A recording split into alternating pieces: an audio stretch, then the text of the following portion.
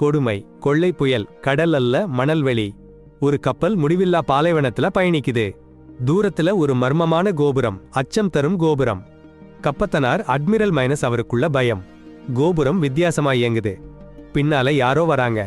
ஒரு அமானுஷ்ய பிராணி சத்தம் இல்லாமல் விரட்டி வரும். சட்டென்று தாக்குதல். டியாப்லோ, அதுதான் அந்த அசுரன். மணலுக்குள்ள மறைஞ்சி இருக்கு. சரியான நேரம் பார்த்து தாக்குது. கப்பல் குழுவினர் பயங்கர போராட்டம். கப்பல் மேலே குழப்பம். ஒரு இளைஞன் கடலுக்குள்ள தள்ளப்பட்டான். கப்பல் போச்சு, அவன் தனியா. இப்போ பூமியில யுனைடெட் நேஷன் பாதுகாப்பு படை பிராவோவை தேடி வருது. பாருங்க பாருங்க, கல்லு மலைகள் நிறைஞ்ச ஒரு பள்ளத்தாக்குல ஒரு டீம் மாயமாக காணாம போச்சு. அந்த டீமுக்கு லீடர் கேப்டன் நாடாலி. அவங்க தன்னோட டீமை அந்த வெறிச்சோடிய இடத்துல நல்லா கவனிச்சு கொண்டு போறாங்க. பக்கத்துல ஒரு நிறைய கற்கள் நிறைஞ்ச கற்கள் நிறைய நின்னுச்சு. அப்படியே போறப்போ ஒரு பேய் கதை மாதிரி ஒரு அதிசயம். அப்புறம்தான் புரியுது, பிராவோ டீம் இங்க வந்திருந்த அடையாளம் தெரியுது. ஆனா அந்த அடையாளம் கண்ணுக்கு தெரியாம மண்ணுக்குள்ள போச்சு. எல்லாரும் கலங்கி போயிட்டாங்க. தூரத்துல நாடாலி ஒரு அசாதாரண புயல் வர்றத பாக்குறாங்க. ரொம்ப வேகமா வருது, உடனே திரும்பி போங்கன்னு சொல்றாங்க. ஆனா புயல் ரொம்ப வேகமா வந்து அவங்கள பிடிச்சிடுச்சு. இடி மின்னல் எல்லாம் கற்களை அடிக்குது. அடுத்த நொடி எல்லாரும் கீழே விழுறாங்க, நிலம் தொலைஞ்ச மாதிரி. கார்கள் எல்லாம் உருண்டு போகுது. ரொம்ப சீக்கிரமா அடுத்த நொடியிலேயே ஒரு புது இடத்துல போய் விழுந்தாங்க. அந்த கொடுமையான புயல் வந்த மாதிரியே மாயமா போச்சு. அதிசயம் பாருங்க, அவங்க விழுந்ததா சொல்ற கேணி கூடாங்கள் எதுவும் தெரியலையே. அங்கே ஒரு பயங்கரமா பெரிய கட்டடம் கருப்பு மேகங்கள் சுத்தி சுத்தி இருக்கிற மாதிரி நின்னுருக்கு. சந்தோஷம், அவங்க வண்டிகள் சரியாத்தான் இருக்கு, கிட்டத்தட்ட வேலை செய்யுது. ஆனா கொடுமைங்க, கம்யூனிகேஷன் சாதனங்கள் வேலை செய்யல. சீக்கிரமே ஒரு ராணுவக்காரன் அந்த இடத்தை பார்த்துட்டு வந்தான். அவனுக்கு தெரிஞ்சது அதிர்ச்சி. பிராவோ டீம் சடலங்கள் பார்க்கவே பயங்கரமா இருந்துச்சு. பிராவோ டீம்ல இருந்த எல்லாருமே நெருப்பிலேயே எரிஞ்சு சாம்பலா போச்சு. ரொம்ப ரொம்ப வெப்பமா இருந்த ஏதோ ஒண்ணு அவங்க மேல தாக்கி இருக்கு. அந்த வெப்பத்தாலே அங்கிருந்த மணல்லாம் கண்ணாடி துண்டுகளா மாறிடுச்சு. ஆனா எதிரி ஒருத்தரையும் காணோம். ஒன்னும் புரியல. டேய், பயங்கரமான சம்பவம். ஒரு தடயமும் இல்ல, ஒரு துப்பாக்கி சத்தமும் இல்ல. எல்லாரும் குழம்பி போயிட்டாங்க. டீம் முன்னாடி போகுது, பதில் தேடி. ஒரு பையன் கப்பல்ல இருந்து விழுந்துட்டான். அவன் தொலைவில இருந்து எல்லாரையும் பார்த்துட்டு இருக்கான். சோல்ஜர்ஸ் ஒரு ராட்சத எலும்பு கூட்டை பார்த்து நின்னுட்டாங்க. அது பயங்கரமா பெருசு. எல்லாரும் ஆச்சரியப்படுறாங்க. பையன் அவங்களுக்கு எச்சரிக்கை பண்றான், அம்பு எய்து. ஆனா சோல்ஜர்ஸ் அது தாக்குதான்னு நினைச்சு அவன் மேல தாக்குதல் நடத்துறாங்க. அப்போதான் நேட்டாலிக்கு ஒரு வித்தியாசமான உணர்வு. தொலைவில மணல் அசைய ஆரம்பிச்சு அது அவங்க பக்கம் வருது. டீம் பின்வாங்க தயாராகுது. எதிரி மேல சுடுது. ஆனா குண்டுகள் எதுவும் அதை கொல்லல. அதுதான் டியாப்லோஸ். அந்த ராட்சத ஜீவன் அவங்க மேல பாய்ஞ்சு ஒரு வண்டியை தூக்கி போட்டுடுது. பயங்கரமா இருக்கு, வேற வழி இல்ல. சோல்ஜர்ஸ் தாக்குதலை தொடர்றாங்க. ஆனா அந்த மிருகத்தோட தடிமனான தோலை எதுவும் குத்தல. ஒருத்தன் அவசரத்துல ராக்கெட்டா விடுறான். ஆனா அது இலக்கை அடையறதுக்கு முன்னாடி டயாப்லோ அந்த வண்டியை தூக்கி வீசுது. ஐயையோ, ஒரு கேப்பு சத்தம். ஒரு சேவகன் டயாப்லோ டைய மகா பெரிய காம்பால குத்திச்சு போயிட்டான். கடைசி எதிர்ப்புன்னு அந்த சேவகன் கிரனேட் வீசுறான். வெடிப்புல அந்த ராட்சசன் சின்ன சின்னமா நொறுங்குது. இந்த சந்தர்ப்பத்தை பயன்படுத்தி மத்த சேவகங்க பாறையில ஓடுறாங்க. தொலைவில இருந்து அந்த இளைஞன் வெடிக்கும் அம்புவை விடுறான். டயாப்லோ வுக்கு சரின்னு அந்த குழு குகைக்குள்ள நுழைஞ்சு அந்த ராட்சதத்தை கிட்ட இருந்து தப்பிச்சிடுறாங்க. அந்த இரவுல அவசரத்துல நேடலி தன் படைகளை சமாளிக்க முயற்சி பண்றா. திடீர்னு பின்னாடி என்னமோ அவளை தாக்குது. ஒரு ராட்சத சிலந்தி. நேடலி நினைவுதான் போய் உயிர் நாடி நின்னு போச்சு. இப்போ என்ன பண்றதுன்னு. சும்மா இருங்க, வேற வழி இல்ல. உயிர் பிழைக்கணும்னா அவங்கள விட்டுட்டு ஓடணும்னு சொல்றாங்க போர் வீரர்கள். ஆனா பாருங்க, பல 100 ராட்சத சிலந்திகள் சுத்தி வளைச்சிட்டாங்க. ஒவ்வொருத்தரா சிலந்தி பிடிச்சு இழுத்துட்டு போகுது. அப்படிங்கிற நேரத்துல நேடலி தெளிவா எழுந்துருவாங்க. அதிர்ச்சி, அவங்க உயிரோட இருக்கிறாங்க. எழுந்தாச்சுன்னா உடனே பின்னால இருந்து இன்னொரு சிலந்தி தாக்குது. நொந்து போச்சு. மறுபடியும் நினைவு தெளியிறப்போ கருப்பு பட்டு கூட்டுல கிடக்காங்க. கொடுமையா இருக்கு, கஷ்டப்பட்டு வெளியே வந்தாச்சு. ஆனா பாருங்க, அவங்க டீம்ல இருந்தவங்க சடலமா கிடக்கு. சிலந்தி கூடுன்னு புரியுது. உயிர் பிழைக்கணும், ரொம்ப வலி, என்னால முடியும். என்ன இருக்குன்னு தேடி ஒரு லைட் எடுத்து ஒளிய வச்சு முன்னே போறாங்க. அடப்பாவி, ஒரு வீரன் உயிருடன் இருக்கான்னு பாருங்க. கடுமையா காயப்பட்டு இருக்கான். நடாலி அவனுக்கு உதவி பண்றா. ஒரு வெளிச்சம் தெரியுது, கிட்ட வந்துட்டாங்கன்னு அர்த்தம். ஆனா பின்னாடி ஒரு ராட்சத சிலந்தி. அடேங்கப்பா! காயப்பட்ட வீரன் சட்டையை கழட்டறான். அவன் உடம்புலேயே நிறைய சின்ன சின்ன சிலந்திகள் நெளிஞ்சு நடக்குது. ஓடுன்னு சொல்றான். அவன் தியாகம் பண்றான். நடாலி ஓடுறா. வெளியே வந்தாச்சு. சிலந்திகள் உடம்புல இருக்கான்னு பார்க்கறா. இல்ல, சந்தோஷம் சூரிய ஒளி ராட்சத சிலந்திகள் சூரிய ஒளிய பயந்து ஓடுது. நடாலி தள்ளாடுறா, காலுல காயம், துப்பாக்கி பவுடர் தூவி. காயத்தை பாருங்க, அவள் அதை பொசுக்கிடுறா. பல்லை கடிச்சுக்கிட்டு வலி தாங்க மாட்டாம நடந்து கொஞ்சம் கொஞ்சமா மலை மேல ஏறிடுறா. பாருங்க, மலை மேல ஏறின உடனே என்ன ஒரு பாலைவனம். எல்லா பக்கமும் அளவில்லாம விரிஞ்சு கிடக்கு. சோதனை பண்ணி பார்க்கணும்னு கல்லை எடுத்து பாலைவனத்துல போடுறா. சந்தேகம் உறுதியாச்சு. டயாப்லோ இன்னும் இருக்கு. மணல்ல எதுவும் அசைஞ்சா அந்த பிராணி வந்துடும். சரியா பார்த்து நடக்கணும். கொஞ்ச நேரத்துல ஒரு சின்ன குளம். ஆனா துர்நாற்றம் குடிக்க முடியாது. சரி போகலாம். கப்பல் சிதிலமடைஞ்சு கிடக்கு. உள்ளே போய் பார்க்கணும். தண்ணீர் இருக்கான்னு. ஆனா காலியா. திடீர்னு பின்னாடி இருந்து ஒரு பையன் தாக்குறான். பிடிச்சு வச்சிட்டான். ஆனா அவள் அப்படி இல்ல. அவள் சாதாரண பொண்ணு இல்ல. அவன் அவளை காயப்படுத்த போறான்னு நினைச்சு அவள் பயங்கரமா போராடினா. ரொம்ப கொடூரமான சண்டை. ஒரு தருணத்துல அந்த இளைஞன் மார்பில காயமடைஞ்சான். ஆனா அவன் நேட்லியை அடக்கி கட்டு போட்டான். அப்புறம் அவளை அவன் மறைவிடத்துக்கு இழுத்து போயிட்டான். அவன் வீட்டுக்குள்ள இருக்க ராட்சத சிலந்தி மாதிரி இருக்கிற 100 இலாக்கள் வந்துடும்னு தெரிஞ்சு குடிக்க தண்ணீர் துளி, சாப்பிட பாசி எல்லாம் சேகரிச்சான். பின்னாடி தானே செஞ்ச மூலிகை மருந்துல அவன் காயத்தை போட்டுக்கொண்டான். பிறகு காலையில பிரார்த்தனை பண்ணான். காலையில ஒரு மர்ம கோபுரத்தை பார்க்க வெளியே போனான். அது எப்பவும் கொடிய புயல்ல மூழ்கி இருக்கு.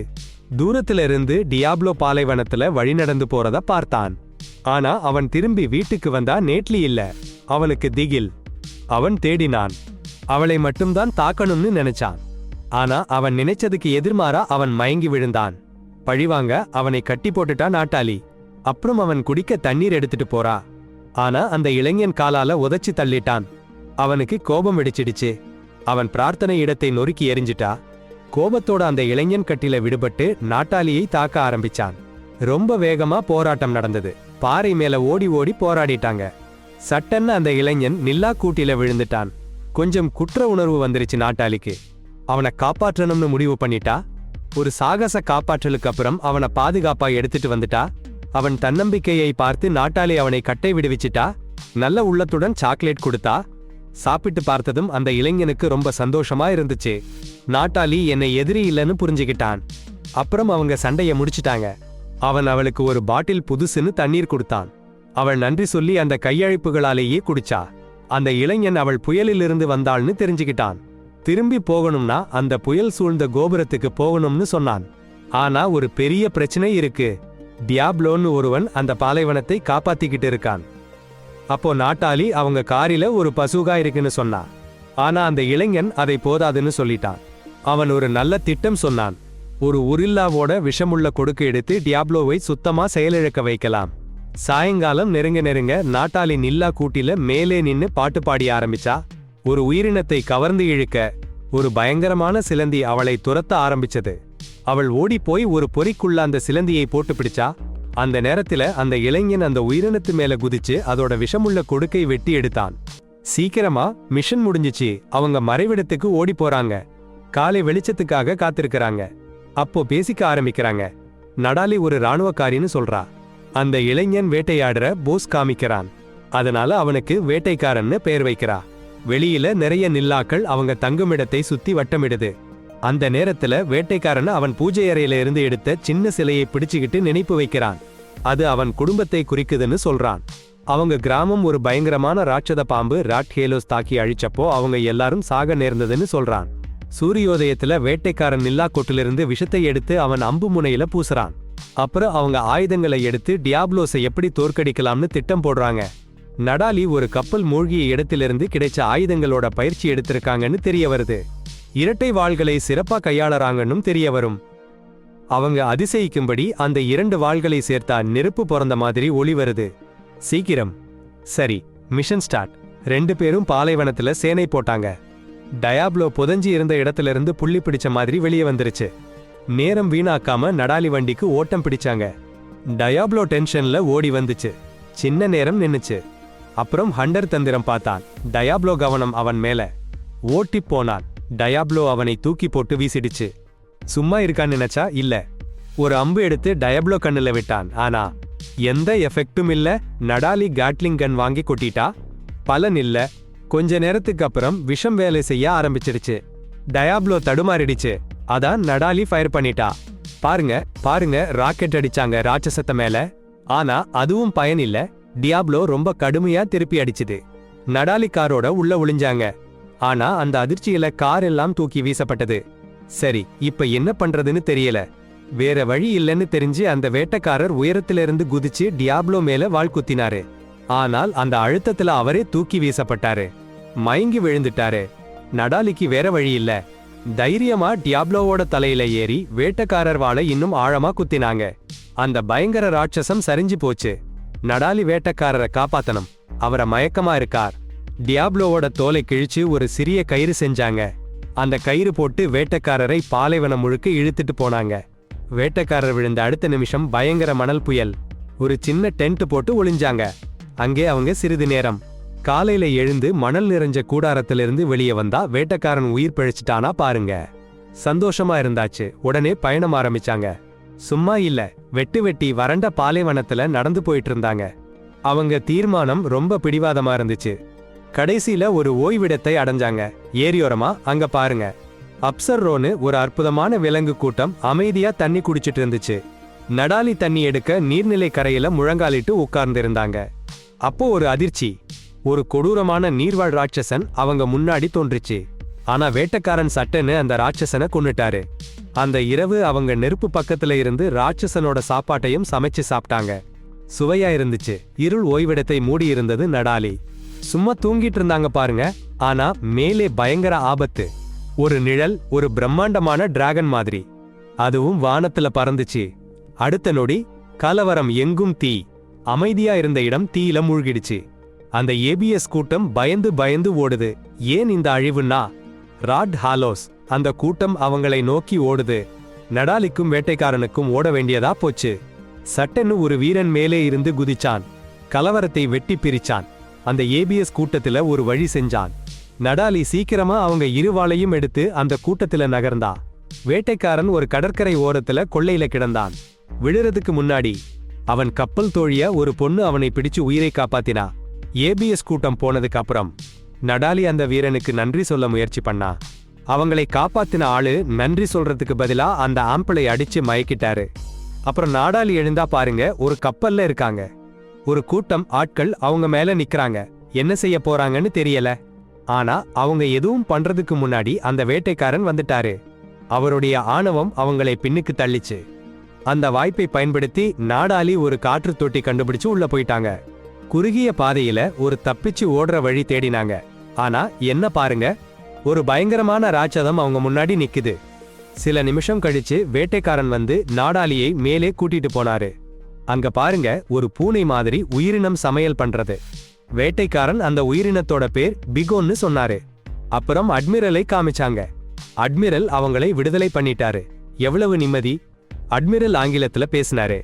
அப்புறம் ஏன் அவளை நிறைய நாள் முன்னாடியே கட்டுப்படுத்தினாருன்னு விளக்கினாரு. ஒருத்தர் வேற உலகத்திலிருந்து ஒரு வாசல் வழியா இந்த உலகத்துக்கு வந்து ராட்சத உலகத்துல பெரிய குழப்பத்தை உருவாக்கிட்டாரு. அதனால நேட்டாலி அப்படிப்பட்ட அச்சுறுத்தலா இல்லைன்னு உறுதி பண்ணணும்னு அட்மிரல் சொன்னாரு. அவரோட இப்போதைய பணி ஸ்கை டவர்னு ஒரு பழைய ரொம்ப மேம்பட்ட பொருளை விசாரிக்கிறதுன்னு சொன்னாரு. அது ஒரு காணாம போன நாகரிகத்தோட எச்சம் மட்டும் இல்ல, உலகங்களுக்கு இடையிலான வாசலும் கூட. நேட்டாலியை ராட்சத உலகத்துக்கு கொண்டு வந்த அந்த வாசல் அதுதான். அந்த காணாம போன நாகரிகம் அழிஞ்சு போச்சு. சரி இல்லாம ஸ்கை டவர் கிட்ட நிறைய விஷயங்கள் நடக்குது. மறுபடியும் ஒரு பெரிய அழிவு வருமோன்னு அட்மிரல் பயப்படுறாரு. ராட்சத உலகத்தையும் மனித உலகத்தையும் பாதிக்கும் அழிவு. இதை தடுக்க அவரும் அவரோட டீமும் விசாரணை நடத்த போறாங்க. ஆனா இந்த பணி ரொம்ப அபாயகரமானது. ஆபத்து. ஆகா, ஸ்கை டவர்ல பயங்கரமான ஒரு எலி மைனஸ் ராட் ஹாலோஸ்ன்னு ஒரு டிராகன் மாதிரி அசுரன் காவல் காத்துக்கிட்டு இருக்கு. அதுக்கு ஒருத்தர் மட்டும்தான் பலம்.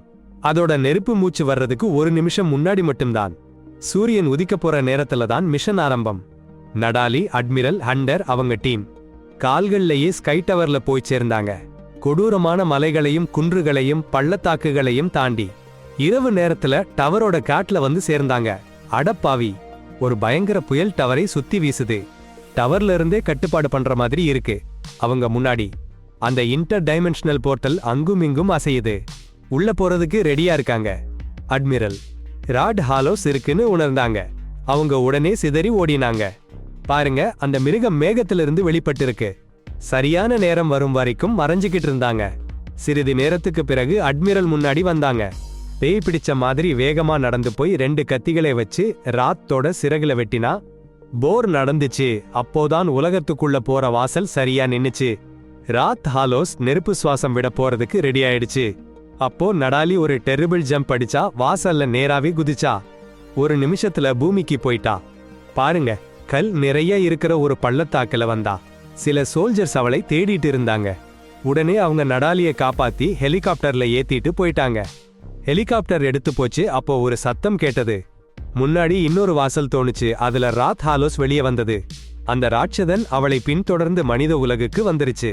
ராத் ஹாலோஸ் ஆகாயத்துல பறந்து நடாலி இருக்கிற ஹெலிகாப்டரை தாக்க ஆரம்பிச்சிடுச்சு.